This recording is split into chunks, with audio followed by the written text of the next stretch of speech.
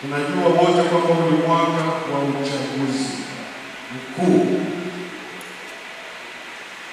Mwaka wa uchaguzi mkuu tunakwenda kufanya uchaguzi wa madiwani, wa bunge na rais wa nchi. Tunao wajibu wetu kuchagua viongozi wetu, na ni haki yetu kuona kwamba tunapata viongozi ambao kweli watatupeleka mbele kama nchi na watajali maslahi ya nchi hii, ya wananchi, ya kizazi cha sasa na hata kizazi cha baadaye. Wajibu na haki yetu. Hivyo basi, kama ambavyo sisi viongozi wa dini tena kwa umoja wetu tumekwisha kutoa wito kwa Watanzania wote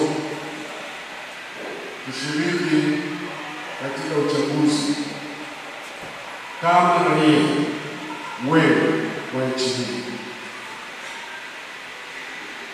Tumekwisha kutoa wito kwamba haki hii na wajibu huu wa raia kujichagulia viongozi wanaowataka isiingiliwe na kuzuiwa na mamlaka iwayo yote. Naomba sana uchaguzi huu usifanane na chaguzi mbili zilizopita. Leo 2019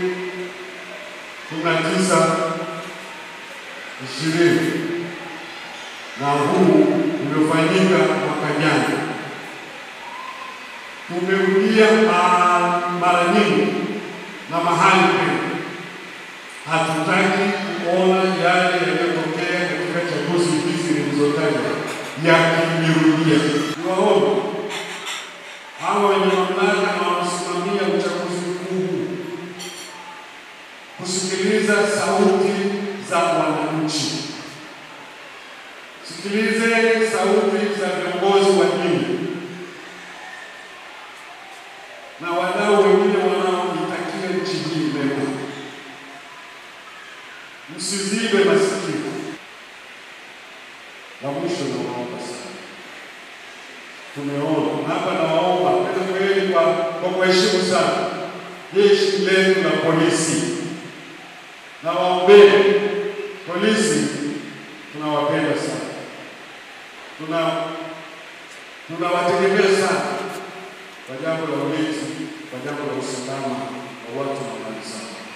Niwaombe katika uchaguzi mkuu, kila mmoja kwa namna yake angalia na usikubali kutumiwa vibaya kwa maslahi ya watu ambao hawataki nchi hii. Polisi, na waomba pekee kabisa kwa Pasaka hii, msikubali